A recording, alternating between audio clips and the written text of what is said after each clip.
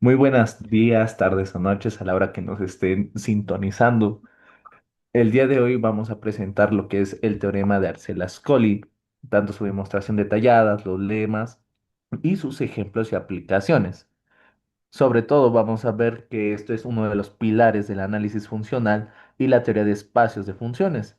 Este teorema sobre todo se caracteriza ya que los subconjuntos que son compactos en el mismo espacio de funciones continuas sobre un compacto K mediante dos propiedades internas. ¿Qué propiedades son estas?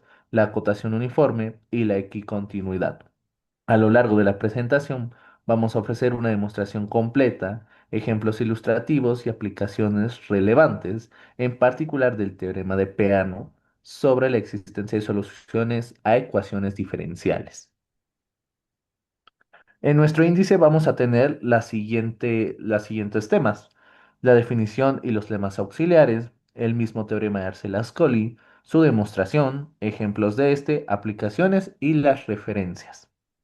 La estructura de la presentación, pues es la clásica que tenemos en cualquier orden matemático, ya que primeramente vamos a tener definiciones que son necesarias para entender lo que es el teorema de Arcellascoli, como es que algo sea uniformemente acotado y que algo sea equicontinuo.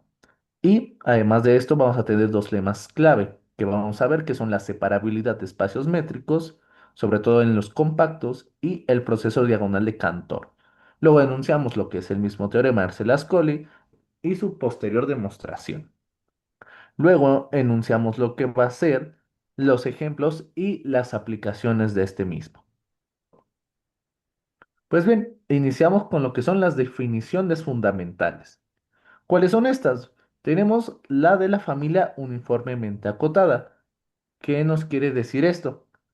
Si tenemos una f que está contenida en nuestro espacio compacto C, dada en K, este va a ser uniformemente acotado si existe una constante m estrictamente positiva, tal que la norma infinita de la función f es igual al supremo de esta misma función en valor absoluto, que va a ser menor o igual a m, a nuestra m, para toda función en nuestro espacio definido.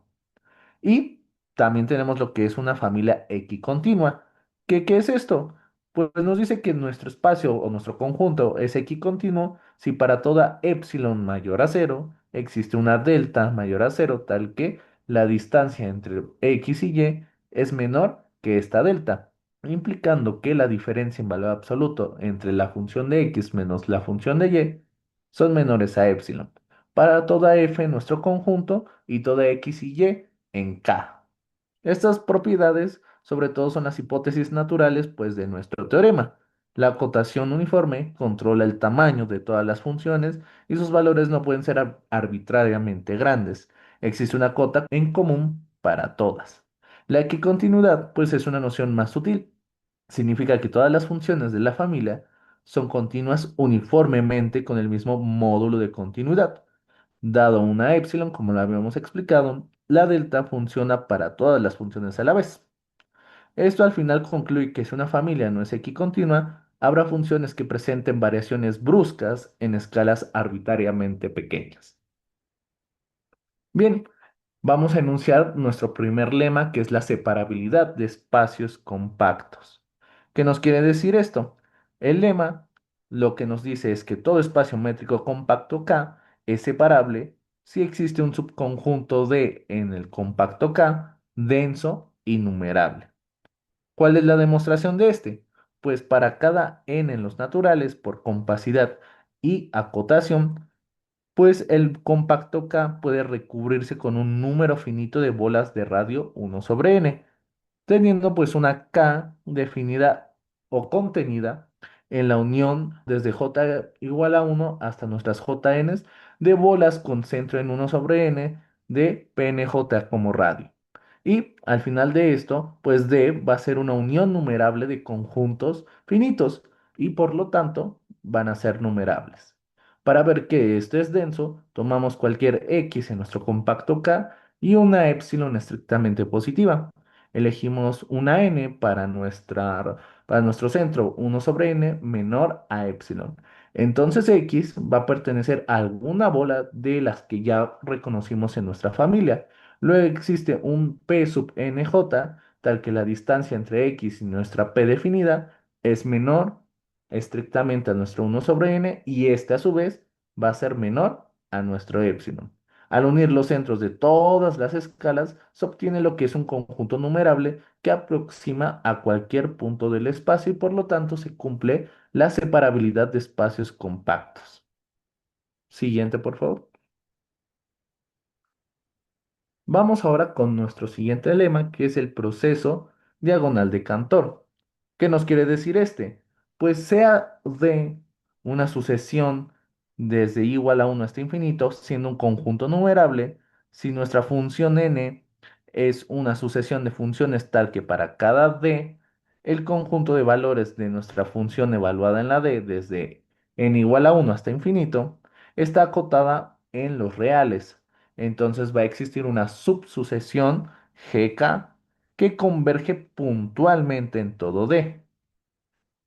Parte de la demostración, pues es que vamos a construir subsucesiones anidadas. ¿Qué nos quiere decir esto? Pues que de una función n vamos a extraer una fn1 que va a converger a una misma d1. Pues esto es posible porque la sucesión es numérica y por lo tanto acotada. Luego, por el lema de Bolzano-Weierstrass, una subsucesión va a ser convergente. Retomando esta función n1, vamos a extraer a una consecuente, que en este caso sería una f de n2, que va a converger ahora a un d2. Y esto lo podemos someter a una inducción. Por lo tanto, la subsucesión diagonal gk, pues va a ser igual a una función k dado k, que va a converger en cada di, porque pues para cada k mayor o igual a i, el término GK pertenece a la subsucesión yésima que por construcción va a converger a una DI. Pues este lo definimos como el proceso diagonal, siendo una técnica clásica para manejar una cantidad numerable de condiciones para nuestra convergencia. Al tener un conjunto denso numerable, podemos aplicar este lema para extraer una subsucesión que pues converja puntualmente en todo el denso. Y por lo tanto la hipótesis de acotación de los valores en cada punto pues va a ser inmediata si la familia es uniformemente acotada. Y esto nos va a servir tanto los lemas como las definiciones para construir lo que es el teorema de Arcela-Ascoli. Muy bien. Entonces, ¿qué es lo que dice el teorema? Es, sea K un espacio métrico compacto y F está contenido en las sucesiones continuas dentro de K, entonces es equivalente a decir, toda sucesión de F tiene una subsucesión que converge uniformemente en K. F es precompacta. En C, en K, su clausura es compacta. Eso quiere decir que F es uniformemente acotada y equicontinua. Muy bien. Este teorema establece que en los espacios de funciones continuas sobre un compacto, la compacidad, en el sentido en que toda sucesión posea subsucesión convergente, equivale a las dos condiciones geométricas, de acotación uniforme y ecocontinuidad. La equivalencia entre uno y 2 es válida en cualquier espacio métrico, ya sea la compacidad secuencial que equivale a la compacidad. La verdadera fuerza del teorema reside en la equivalencia con 3, que caracteriza que los conjuntos sean compactos sin mencionar los límites. Sigamos ahora con nuestra demostración. Muy bien, tenemos que suponer que f es uniformemente acotada y equicontinua, y sea f una sucesión arbitraria, procedemos de la siguiente forma. Por nuestro primer lema, sabemos que K contiene un subconjunto denso numerable D con D1 y D2. Entonces, como la familia es uniformemente acotada, para cada DI la asociación numérica f de n DI dn está acotada. Entonces aquí vamos a tener que aplicar el lema 2, que es el proceso diagonal, para extraer una subsucesión GK que converge puntualmente en todos los puntos de D. Y pues en esta primera parte de la prueba de la suficiencia hemos reducido nuestra convergencia en todo K a la convergencia puntual en un denso numerable. La subsesión GK converge en cada punto de D, pero no sabemos aún nada sobre K. Nuestro siguiente paso es usar la equicontinuidad para extender esta convergencia a todo nuestro espacio de manera uniforme. sea epsilon mayor a cero. Sabemos por equicontinuidad de f que existe una delta mayor a cero tal que nuestra distancia de x a y menor a delta, va a ser igual al valor absoluto de nuestra subsesión gk de x menos nuestra subsucesión gk de y, menor a epsilon tercios, para todo k. Y aquí podemos notar que la misma delta sirve para todas las funciones de la subsucesión. Y como k es un compacto y está recubierto de las bolas b delta d con d dentro de nuestro denso, existe un subcubrimiento finito que va a ser nuestra K contenida en la unión desde L igual a 1 hasta L de la bola de delta dl con dl dentro de dl. Y en los puntos de L, la sucesión GK converge, por lo que es de Cauchy. Y existe un n, tal que para K y J mayor o igual a n, y para cada L de 1 hasta L, se tiene que la subsucesión en el valor absoluto de d L menos la subsucesión G de J de DL es menor estricto que epsilon entre 3. Aquí se combina la equicontinuidad con la compacidad. La equicontinuidad nos va a dar el control uniforme de las oscilaciones en bolas de radio delta y la compacidad nos permite cubrir todo nuestro K con un número finito de estas bolas, cuyos centros van a estar en D. La convergencia puntual de estos centros nos dice que a partir de un índice suficientemente avanzado, las funciones de una subsucesión están cerca unas de otras en estos centros. Muy bien, siguiendo con la demostración, para un punto arbitrario x en K, elegiremos un L0 tal que x pertenezca a la bola delta de DL0. ¿Y esto qué va a decir? Que es que la distancia de x a DL0 es menor a delta. Usamos una desigualdad triangular que nos va a dar que el valor absoluto de la subsucesión gk de x menos la subsucesión de g sub j de x es menor o igual a la suma de las subsucesiones de dl de gk de x menos gk de dl0 más el valor absoluto de la subsucesión gk de dl0 menos la subsucesión de gj de L0 más el valor absoluto de G de la subsucesión G sub J de DL0 menos la subsucesión GJ de X, el valor absoluto va a ser menor estricto que epsilon entre 3 más epsilon de entre 3 más epsilon entre 3, que en este caso sería nuestro epsilon, y esto va a valer para todo kj mayor o igual a n y para todo x dentro de K, por lo que nuestra subsucesión GK es una uniformemente continua de Cauchy. En CK, con la métrica del supremo, toda sucesión uniformemente de Cauchy converge uniformemente a una función continua.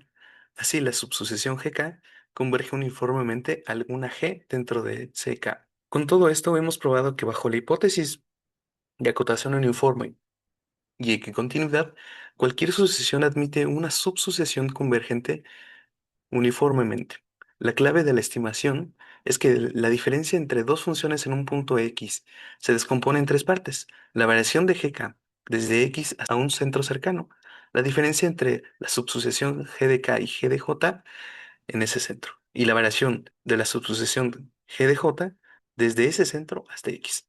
La equicontinuidad acota la primera y la tercera y la convergencia puntual acota la segunda. La elección de epsilon tercios para cada término asegura que es menor a epsilon. Y ahora, ¿por qué lo necesitamos? Supongamos que tenemos una sucesión de f que posee una subsucesión uniformemente convergente. Debemos probar que f es uniformemente acotada y equicontinua. ¿Y cómo se hace? ¿O qué pasaría si alguna de estas, por ejemplo, qué pasaría en acotación uniforme si f no fuera uniformemente acotada? Pues existiría una sucesión de f de n en f con la norma infinita de f de n mayor a n, cualquier subsucesión de f de n sería no acotada, por lo que no podría converger uniformemente y una sucesión convergente está acotada. Esto contradice nuestra hipótesis. Entonces, nuestra f será uniformemente acotada. Entonces, en la equicontinuidad, razonamos por contradicción. Si f no es equicontinua, existe un epsilon mayor a cero, tal que para cada n existen f de n en f, xy, xn, yn dentro de K. con la distancia de x, n y n menores a 1 entre n, pero que el valor absoluto de f de n de x n menos f de n de y n sea mayor o igual a nuestra epsilon cero. Y por compacidad de k, la sucesión de x n admite una subsucesión convergente de x sub n de k en x dentro de k.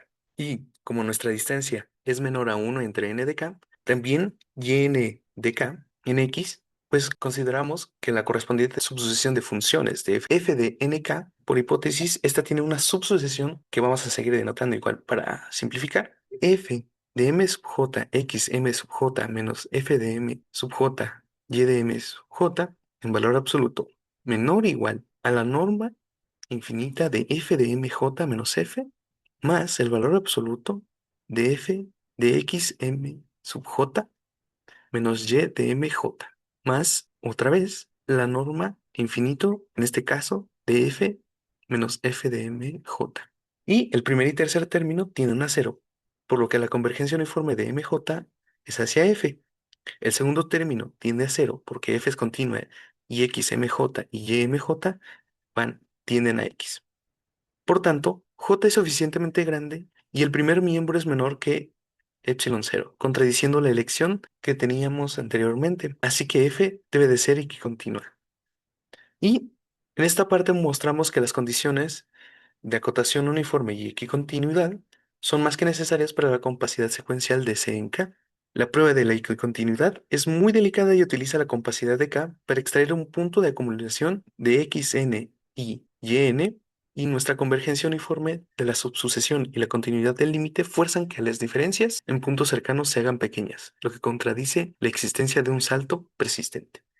Pasemos ahora al primer ejemplo. Consideremos un espacio compacto al que llamaremos K. Fijemos un punto específico dentro de K al que llamaremos punto x0 y una constante positiva L mayor que cero.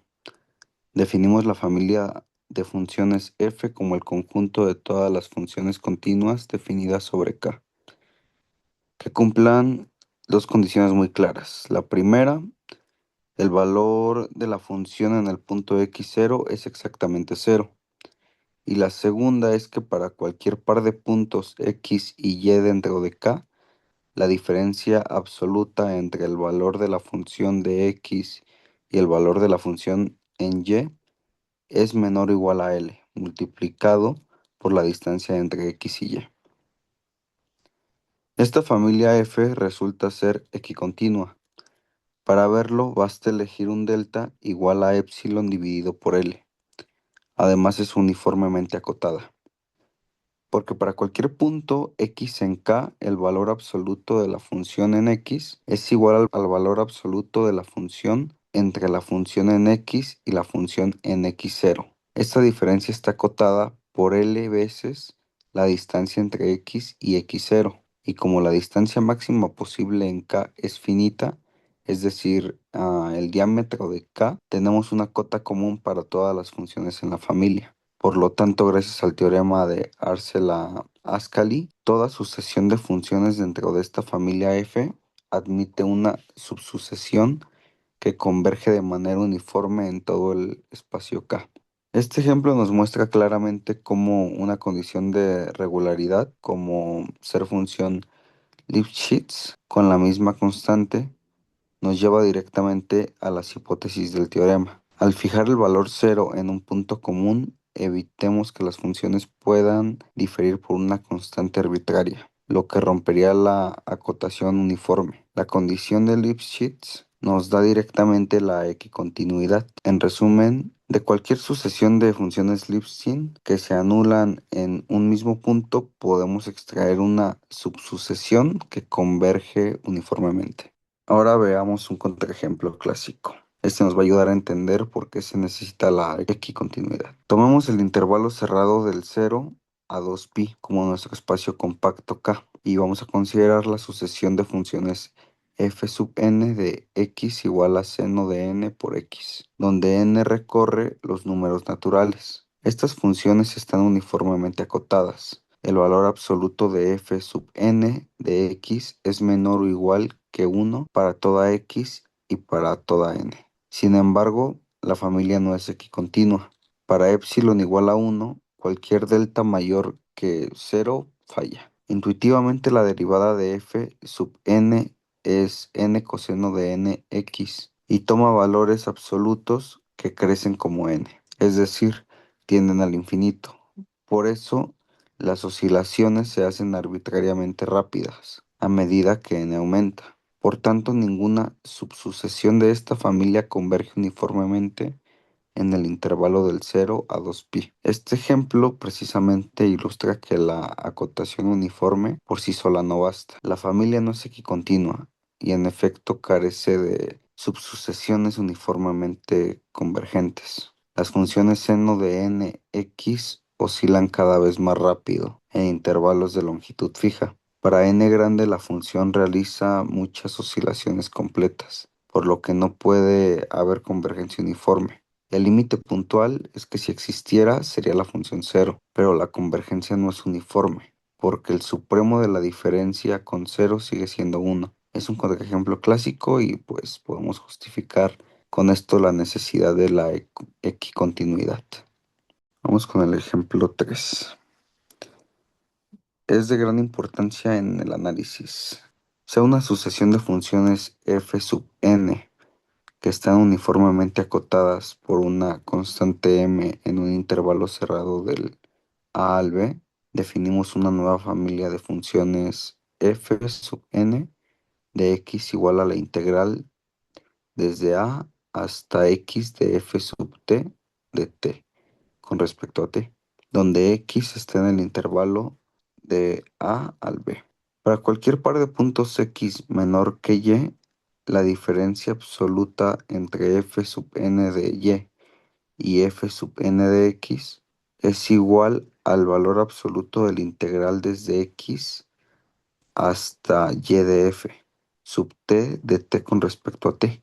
Y esto es menor o igual que m por la longitud del intervalo y menos x. Y esto es menor o igual que m por la longitud del intervalo y menos x. Por lo tanto, la familia de las f sub n es equicontinua. Vas a tomar delta igual a epsilon dividido por m. Además, es uniformemente acotado porque el valor absoluto de f sub n de x es menor o igual que m por la longitud total del intervalo b menos a. Gracias al teorema de Arcela-Ascoli, existe una subsucesión f sub n sub k que converge uniformemente en el intervalo del a al b. Este ejemplo es clave en el análisis.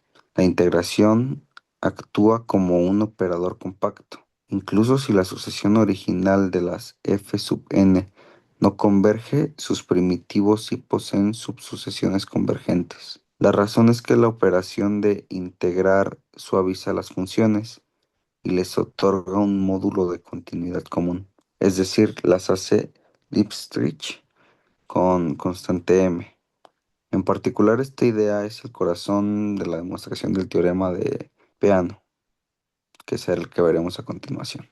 Ok, ahora llegamos a una aplicación fundamental, el teorema de Peano, sobre la existencia de soluciones de ecuaciones diferenciales ordinarias. Consideremos el problema de valor inicial. La derivada de y con respecto a t es igual a una función f de t y y. Con la condición inicial, y en t 0 igual a 0. Supongamos que f es continua en un rectángulo compacto R, que va desde t0 hasta t0 más a en la variable t, y desde y0 hasta b hasta 0, hasta y0. Supongamos que f es continua en un rectángulo compacto R, que va desde t0 hasta t0 más a en la variable t, y desde y0 menos b hasta y0 más b en la variable y.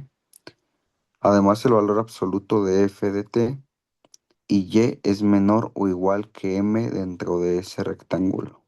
El teorema de Peano afirma que existe al menos una solución definida en un intervalo del t0 hasta el t0 más alfa para algún alfa mayor que cero. La idea de la demostración es la siguiente. Primero construimos poligonales de Euler, a las que llamaremos y sub n, correspondientes a particiones cada vez más finas del intervalo. Cada una de estas y sub n es continua, lineal a trozos y satisface que la diferencia absoluta entre y sub n en t y en s es igual que m por el valor absoluto de t menos s. La familia de estas y sub n es uniformemente acotada, gracias a la condición inicial, y es 0 más o menos b, y a la pendiente acotada por m. Además es equicontinua, porque es Lipschitz con constante m. Por el teorema de Arcela-Ascoli existe una subsucesión y sub n sub k que converge uniformemente a una función y. Pasando al límite en la ecuación integral equivalente, que es y sub n de t igual a 0, más la integral desde t0 hasta t de f de s, y de la aproximación con respecto a s, se muestra que la función límite y satisface la misma ecuación integral y. Por tanto, es solución del problema de valor inicial. El teorema de Peano garantiza existencia, aunque no unicidad, de solución para una ecuación diferencial ordinaria. Con solo la continuidad de la función f, la demostración es un ejemplo perfecto del poder del teorema de Arcela-Ascoli. Los poligonales de Euler son funciones uniformemente acotadas y equicontinuas, gracias a la cota m de f, por lo que podemos extraer una subsucesión convergente. La función límite resulta ser una solución. Este método muestra cómo un teorema de compacidad de espacios de funciones permite demostrar la existencia de soluciones de ecuaciones diferenciales. Aquí pasaremos a otras aplicaciones. El teorema de Arcela-Ascoli tiene muchas otras aplicaciones en distintas ramas de las ciencias físico-matemáticas. El cálculo de variables permite demostrar la existencia de minimizadores de funciones integrales. El análisis funcional, muchos operadores integrales cuyo núcleo es continuo resulta ser compactos en el espacio de funciones continuas. Y el teorema de Arcela-Ascoli es la herramienta básica para demostrarlo. En análisis complejo, el teorema de Montel dice que una familia uniformemente acotada de funciones normal, es decir, toda sucesión admite una subsucesión que converge uniformemente en compactos. La equicontinuidad se obtiene de las estimaciones de Cauchy. En métodos numéricos, para probar la convergencia de esquemas de discretización de ecuaciones en derivados parciales, se utiliza con frecuencia este teorema. Y en todos los casos la idea central es la misma. Acotación uniforme más equicontinuidad implican compacidad, lo que permite pasar al límite de manera rigurosa. Por último, entraremos con las referencias. Pues nuestras principales recomendaciones para consultar y profundizar en estos temas es el Ton Apóstol en su libro Análisis Matemático, capítulo 9 específicamente. Como segunda referencia tenemos a Walter Rudin en Principios de Análisis Matemático, Teorema 7.25. Los apuntes de Fernando Galás Fuentes, y estas son referencias estándar. Rudin ofrece una exposición concisa pero rigurosa. Apóstol desarrolla el contexto con más detalle. Les recomiendo consultar ambas fuentes para una comprensión completa del teorema de Arcela-Ascoli y sus aplicaciones en el análisis funcional y las ecuaciones diferenciales. Con esto terminamos la presentación y muchas gracias por su atención.